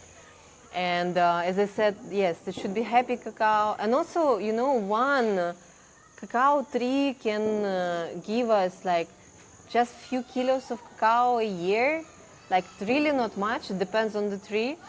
So how many trees you need, how many land you need, how many people you need to work with it. So you really need to know that your cacao should be expensive. I mean, for sure it's good to understand from where this price is coming from. Yeah, but a good cacao have to be valuable in money. And so if your cacao is cheap, it's a question like why it is cheap, you know? Maybe it's good, maybe it's like savings from a few years ago. But it's good to ask, like know that. Also, if your cacao is very expensive, it doesn't mean that it's like super good. Maybe just somebody put a big price, you know, like somebody who resell it, and resell it. So this kind of thing is good to have in the mind. Then it's good to know how your cacao beans is becoming a cacao mass, because there are so many stages on the way. So first of all, planting cacao tree, growing cacao tree, harvesting cacao, and in the right moment, it's all harvested by hands. You should know when cacao is ready. So it's not so easy. It's like really personal approach to each cacao pot. Like people really walking there and harvesting it. And then you open cacao and you have this delicious, juicy pulp seeds like in this juice. And so this juice, it is the natural fermentation juice. So there are so many ways to ferment cacao beans. So some people are just harvesting cacao and putting it down on the ground below, like right where is the roots of the tree. It's like a traditional kind of ancient way to how the ferment is. So in the big companies, like for chocolates and so on, they put it in like big hangar, like they put it on the floor, and it doesn't smell good and doesn't feel good, and people walk there with their shoes, and yeah, and it's right on the floor there, you know. So and when you have if you, for example, love to have beans of cacao, this is where it's even more important to know from where your cacao beans coming from, because if you get this cacao bean, is it clean? How it was fermented? So what is it all around it? Was it roasted or it's not roasted? Like, I'm gonna like put medicine into me, or it's actually not at all. So when you buy cacao beans, please remember that it's important to know how it's been fermented, dried, roasted or not roasted, and maybe it was the sun dried, or it was dried in very fast in the oven, so which changes everything. And yeah, so some people think that, oh, I have cacao beans, you know, I bought it on the market. I've been working in the market. And I'm telling you, if you go on the market, well, at least in India.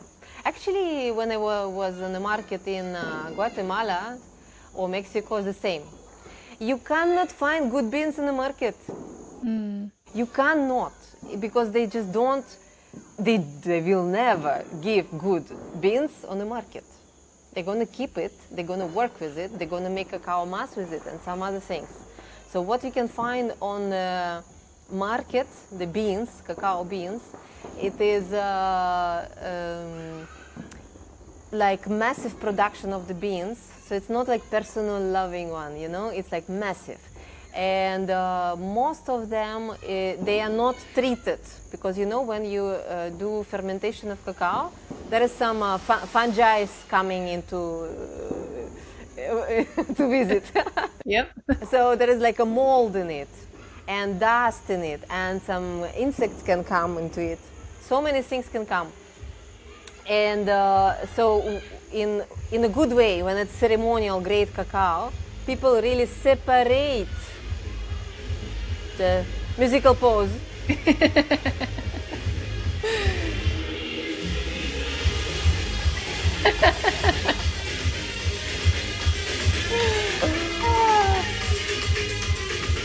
Yes, Amazing. Ganesha is very well celebrated. Wow, it's a very special day today. So, these cacao beans, right? We separate like nice, juicy, fat, big, beautiful cacao beans. Oh my God. Can you hear it, right? You got a soundtrack, yeah. Oh, wow. So, okay, acceptance. And we separate big beans, healthy beans, from small and maybe moldy beans. But even we separate it from healthy but small beans, because when it's small bean, it has less amount of fat in the small bean. The big, fatty beans, they have more fat. So this is how it goes. And so if you want really like holistic, good cacao, you need to know from which beans it's made. And then the very important next stage after fermentation is drying cacao. So when we dry cacao, it's raining. Actually, in the places where cacao grows, it's raining a lot. Yeah. And the moment of harvest of cacao, it is the moment of the most powerful rain of the year. So how to do about that? What to do? And for example, in our case, in the place where cacao is growing, there is no sun. So we cannot sun-dry cacao. But this is how we do it. We do sun-dried cacao. And it takes like about 1 week, like 5 days at least, we need to dry it with the sun. So we transport our freshly harvested cacao into another region, into another side of the mountain, where is like no rain. So the rain is all falling down on one side of the mountain, but other side of the mountain there is no rain. So there is sun, and we have to do that. And it's far, it's like really far away. But we have to do that because this is how we do it. And but so how many people gonna do that? A lot of people, they just ferment it, and then they roast it in the oven in a good way. It is actually good if they do that. But often they smoke it. They make a smoke, and this smoke is drying it. So, and what is it in this smoke? You know, like a lot of things probably you don't want to have in your body which comes from the smoke. So these beans, they are looking black. They're looking like, whoa, surprisingly, what is it? It's like very black.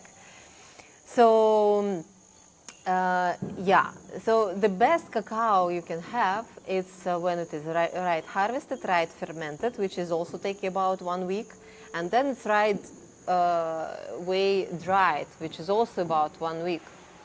And so after drying it, there is a process of roasting or non-roasting. This is a question, you know. Some people say, I am raw food like activist. I need everything raw.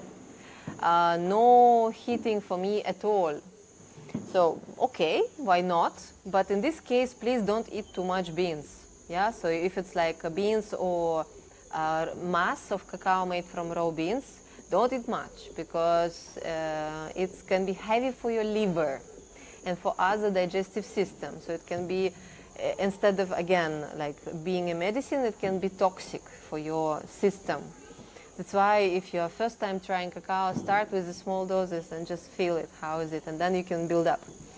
And yeah, so actually roasting in a proper way, roasting, it's make cacao easier to digest, easier to take it in, and it slightly changed the taste, which just becomes like delicious.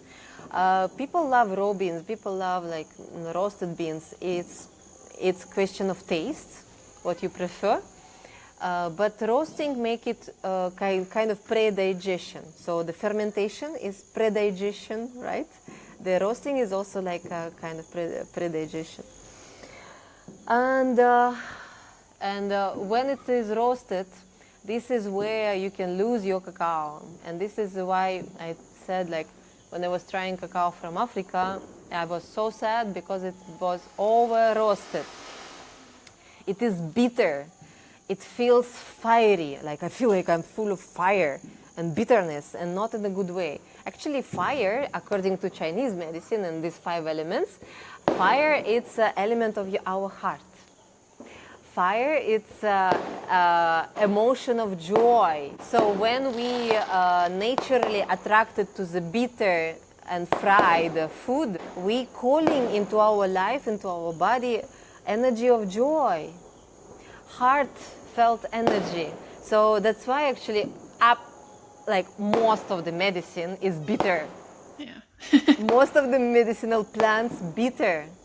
We've been talking about tobacco, right? So it is like in modern way how it's made, the cigarettes, it's very toxic. But if we talk about ancient way, it is natural. But it is still toxic to inhale the smoke, but it has special spirit in it. And when I'm inhaling this toxic, bitter smoke into me, why I'm doing that, you know? Like, what is this reason? What I'm subconsciously calling with this? I'm calling the joy. I'm calling the fire energy into me.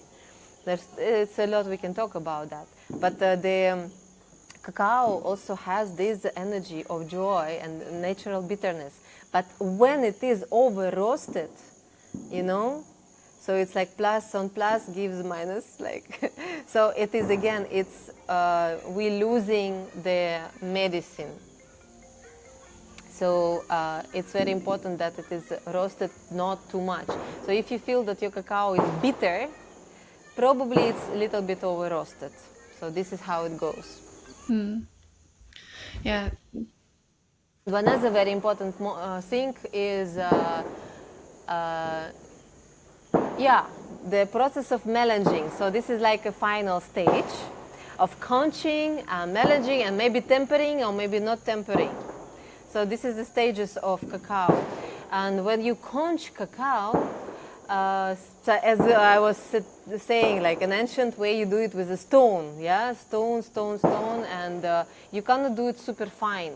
But with modern machines, they're also stone machines, but powered by electricity, and you can make it like up to 20 microns or even less, like 8 microns somebody does. So it's very, very fine. And some people, you know, they love it more in ancestral way. It's like when you feel like small pieces in your tongue. And some people love it when it's more like creamy and completely melting. So it's, again, question of taste. And I really love when it's creamy, because when it is like in pieces, I feel it is heavy for me. I like feel my liver. It's like, whoa, my liver is working a lot to digest this beautiful medicine.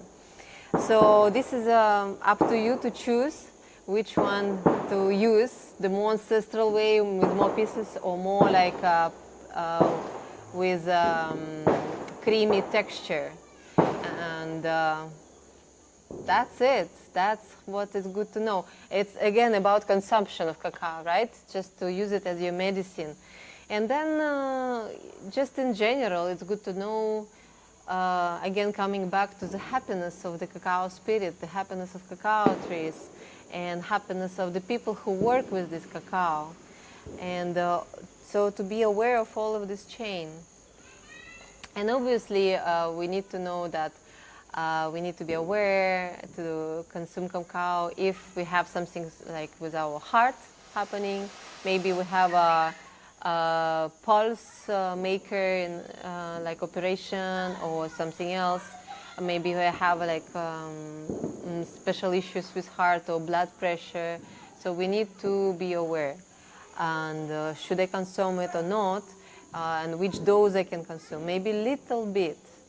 Maybe I can go for more. So also for children, as we said, like so for adults, 20 grams is kind of a good daily dose. And a child, it has much less weight, body weight, yes? So obviously we need to reduce the amount of real cacao for a child, which is absolutely allowed. The children can consume ceremonial grade cacao, and it's very good for them, just a little bit. Also pregnancy. So pregnant women, and when they are, depending on the months of pregnancy, you can work with cacao in different ways. And this is very, very unique, so each woman should check before consuming cacao if it's a good moment for her, if it's good for her exactly with her specific situation of the body, to consult with the wise people around. But in general, cacao is really good for pregnant women, and it's very good for the period of breastfeeding as well. Just we need to be aware of quality of cacao, here especially. We need to really take care of that. And quantity, quality and quantity. We should remember that cacao can be a poison for dogs, horses, some birds. So we need to be aware to not leave cacao in access for those animals or small children, to not overdose them. And what else we can say about cacao? There's so much to say more. There is so much. Thank you for all of that wisdom there. I have a few questions for you personally.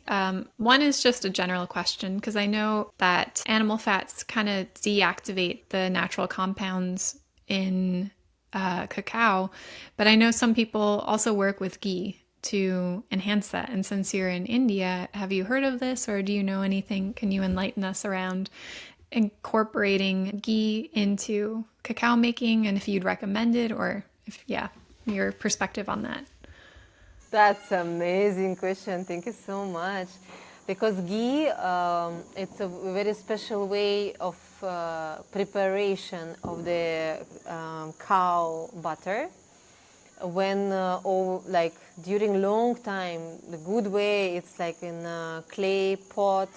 You slowly heating it, and it takes like 10 hours or even 24 hours to work with it, and you really separate in like three parts of this butter, and some solids which are not good for you, and some bubbly stuff which are also not good for you, and you take only the middle part of it and the medicine.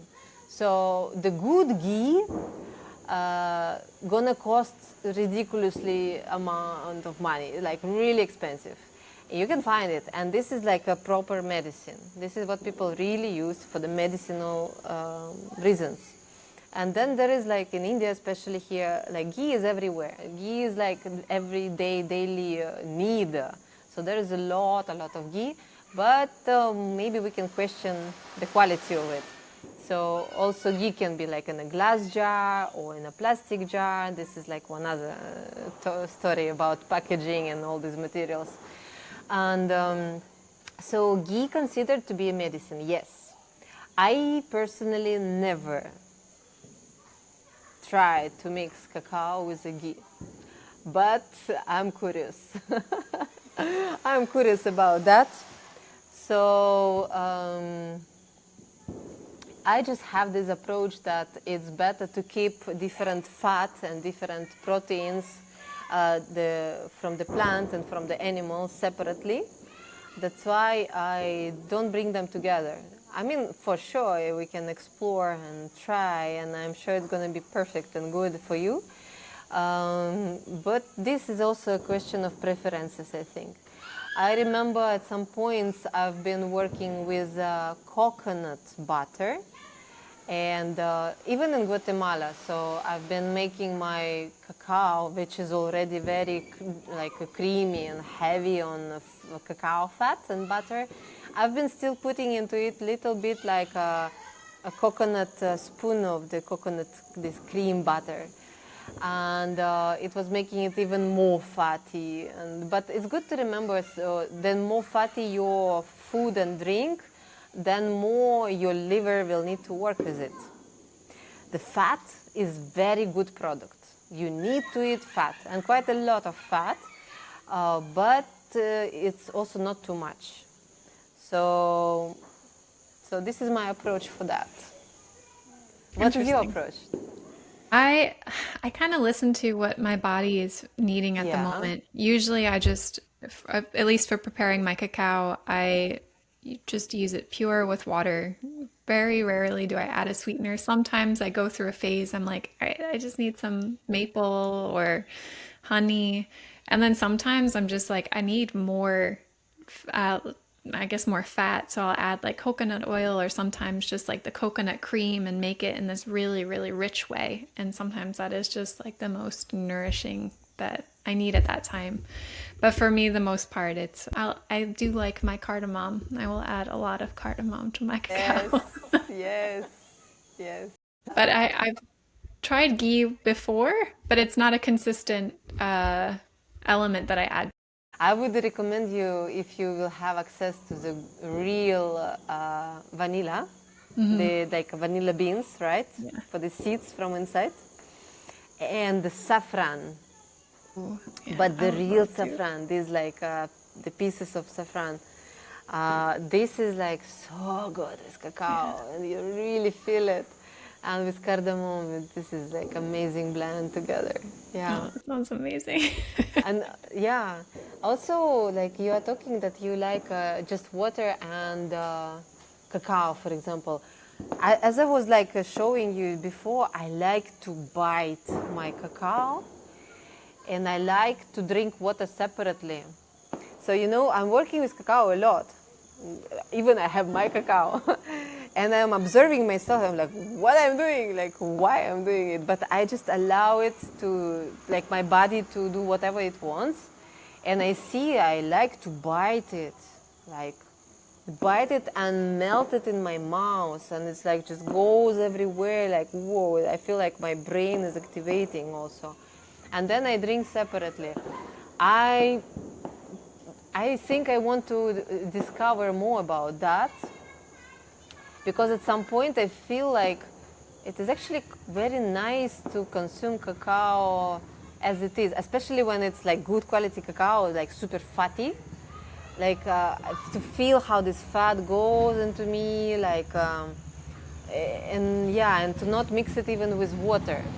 You know, it's like also when you just eat food, it's recommended to not drink water at the same time. Yeah. Yeah. So at some point, I started to feel the same with cacao. I'm like, interesting. Huh. That's very interesting. Like, I just like allow myself to experiment with that. Yeah. I like that. It's interesting. Yeah, I'm gonna explore that too. Because there are phases where it's just like, no, I don't even want to mix it. I just want to bite into it. And then there are times when it's like, I make it really thick, or it's just only mostly cacao, like a little bit of water just to get it. And then sometimes it's like, I need it watery, just feeling in the Exactly. body and how much the medicine actually wants to work Yeah. with me. Yeah. There is also actually, we didn't talk at all about things like hot or cold cacao. Yeah. Yeah. Yeah. Because cacao can be cold and cacao can be hot, and it's also different energy, and it's good also to trust our body and take it in the way that our body wants. Yeah. There's also that level of moving beyond the cultural programming or the society and really listening to what our body wants and just following that intuition. Because I know there are these, it can be very trendy to like, you have your iced coffee and your iced cacao, and it can be all these elements that make it look really cool and stylish. And sometimes taking a pause and taking a beat and being like, wait, actually, is this and what my body actually wants? And I was like, yeah, actually, yeah, I totally do want that. Like over the summer, it was gorgeous. I have a friend of mine who works with different, like Macambo, Pataste, Theobroma bicolor. And I was like, you know what? I just want ice Macambo, and it's creamy on the top. And oh, it was so good. A little bit of honey drizzled, and it was the perfect summer treat. But then usually I'm like, nope, just warm. Yes, yes, yes. And you know, it's true that we have a lot of conditioning in our mind. We can have conditioning like that cacao should be absolutely hot and Yeah. with milk and sugar, or we can have conditioning that yes, it should be fancy and with ice or whatever. So yeah, it's a journey. It's a journey, and with cacao you can explore like how you like it, and through this way how you like it you can actually discover about yourself. Do I have actually conditioning? Am I like a zombie programmed by somebody, something, or Yeah. I'm a real, in right now in this moment, a being who is constantly evolving and exploring the life? Yeah. Ah. I would love to hear about your journey and insights and maybe the parallels or the wisdom that you've drawn from tea ceremony to qigong and tai chi and cacao, and how these energies flow through you and how you relate in that in your own journey in your own daily life. I know it's kind of a big question, but it's like the elements of these frequencies that you've engaged with deeply. How, yeah, anywhere you want to go with that. So again, where are you inviting me to go? So, in your journey, you were talking about starting with Yes.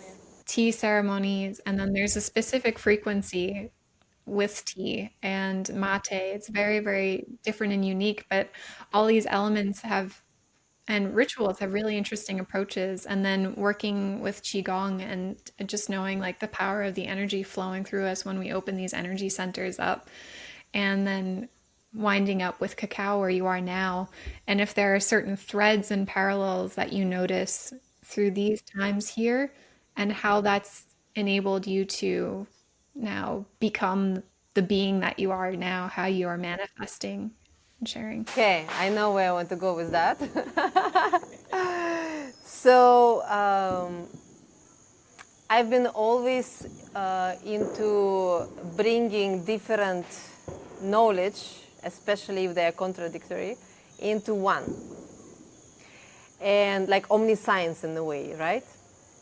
So, and I love to look the similarity in different things, different traditions, different religions, like different like points of human discoveries. And absolutely that we call tea ceremony, mate ceremony, cacao ceremony, tobacco ceremony, and some other ceremonies. By the way, there is alcohol ceremony as well, and alcohol is a beautiful medicine when we know how to work with it. And there's so many ceremonies, like master plan ceremonies, yeah, changing, like shifting our consciousness quite a lot. And there's ceremonies without any substances, like you go to a church, to a temple, you make a puja, you make a yagya, you make a Mayan fire ceremony. And it is all ceremony. And what is the same for it? And what is the same with the cacao ceremony and all this kind of different ceremonies is that we are coming into the space. We are coming into here and now. We are coming into ourselves, my body, my mind, my emotions. It is the space. And when we are worshipping, for example, sacred fire, the center, like a heart of the space, or when we are leaving flowers to the river to flow, or when we are going to the temple or church or some other holy place, maybe on the nature, maybe some building, and we coming into some kind of central part into it, like an altar, or Shiva Lingam, or whatever. And it is the point which is symbolized here and now, the point. The here and now. And the ceremony, whatever ceremony it is, in whatever tradition it is the moment when you meet yourself. This is an opportunity to meet yourself. And I think this is what I really love about cacao ceremonies, when I'm leading them or when I'm participating in it. It's when I just remember who I am, and I remember that I am alive, and I remember that the life, what we are living and calling this life, it's like such a mystery, and I actually have no idea who am I and what is going on here. But it is a mystery, it is happening, and it is life, and I am living it now. And I'm sharing it with other people. And I can feel that I am probably alone, but I'm not lonely. You know, like each one of us, we come into this world from our mother womb alone, by ourselves. Some of us comes with siblings, but most of the time we come into this world alone. And we're living this world ourselves. You know, nobody can die for us. I'm gonna do it myself. And so when we are in a ceremonial space, maybe it's tea, maybe it's a Japanese ceremony, you come with a question. Or maybe you come without any questions. Maybe you come with total mess in your head, into your heart. Maybe you come with a total mess in your life. But then when you start to come and work with one spirit, in a ceremonial space, which you realize that yes, it can be a temple, but you are the temple.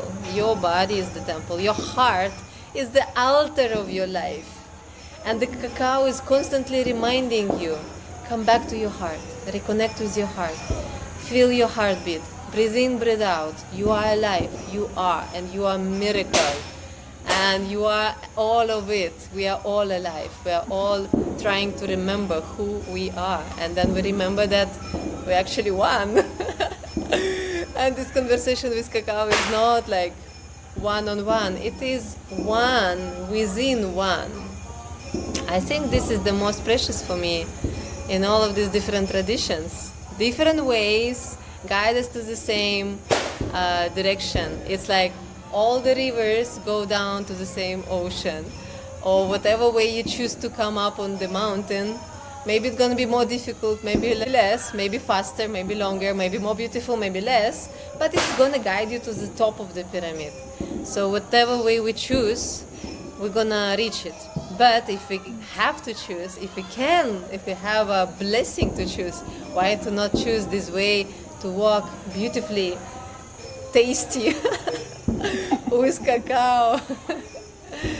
Yes, so like that. Oh my gosh, I love that. And it reminds me of when we were talking about before the globe or the Tower of Babel, when we lost our connection. And then we look at the actual earth and the continents moving apart. But what is bringing us all together and keeping us all? The water is just there, connecting us all in that space. And then we go down deeper, and it's the fire that's warming us all and driving us all. And then encapsulating us all, we have the breath of air, and we all live on this earth. And it became like more illustrated as you were sharing that, of like just the waters weaving in and holding everything within us, within all beings. That beautiful, beautiful. Yeah. Aw. Well, I want to thank you so much for your time and So much for your time, for inviting and giving this opportunity to talk. one tradition I would like to start with this podcast is creating a sequence of blessing and inviting a blessing in for our next guest. So I was thinking it'd be fun for you to tune in and just feel a blessing from your heart, from your knowing, and passing that along to the next guest that we have. And since you are actually our first guest in this series, I would love to bestow a blessing for you and Amma Cacao and share that with you. So opening my heart to you, and I just want to fill and beam all this love, this joy that you have, this ecstatic energy to bring together the duality.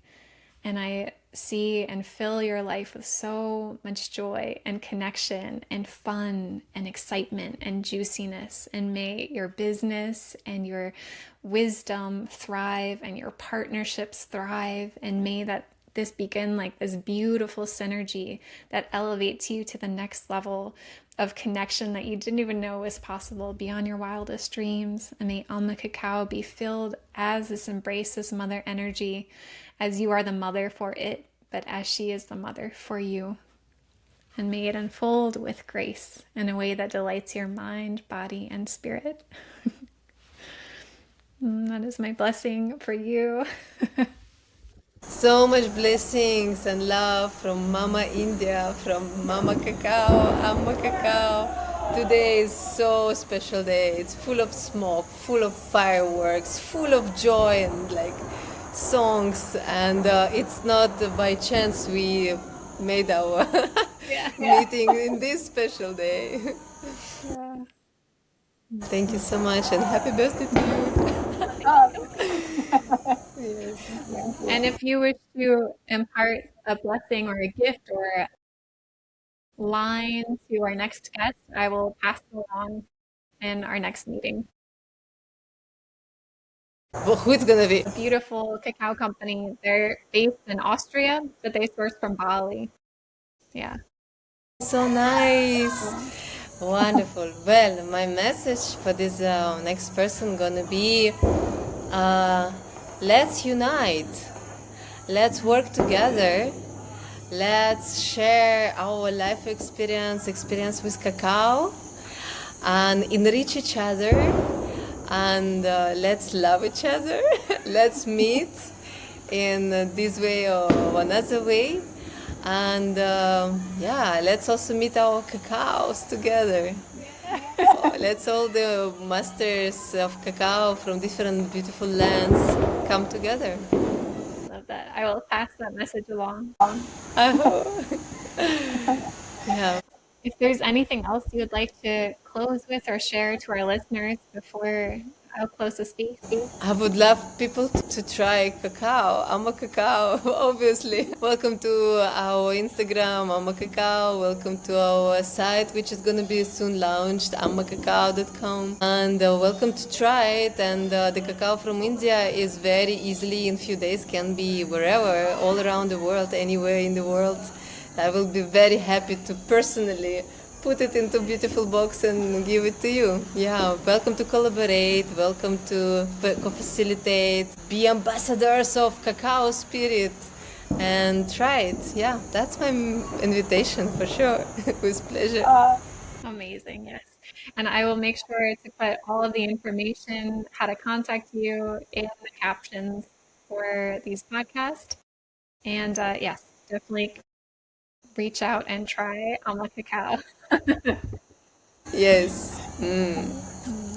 Thank you. And just allowing ourselves to come back into the center of our being from where we started on this whole journey that we went on during this conversation, where it took us, the thoughts that inspired, the energy it inspired, and just allowing us rooting down to the heart of Mother Earth, rooting up towards the heart of the sky, the cosmos, and rooting into our heart, giving thanks to the heart of Mama Cacao, giving thanks to the heart of the earth, giving thanks to the heart of the sky, giving thanks to the heart of the waters, giving thanks to the heart of the fires, giving thanks to the guardians and protectors of our lives. And may all this wisdom unfold in our lives with ease and gentleness and grace and joy. And I always love to end my circles like this. It is done, it is done, it is done, and it is fun, it is fun, it is fun. That was a lot of fun. Yes, thank you. Cacao blessings. Did you like today's conversation? Be sure to subscribe so you don't miss our next ones. You'll want to hear our next conversation with Roman from Kaobali. Take the time to nourish your roots. Let these conversations awaken your heart. And remember, you are pure magic.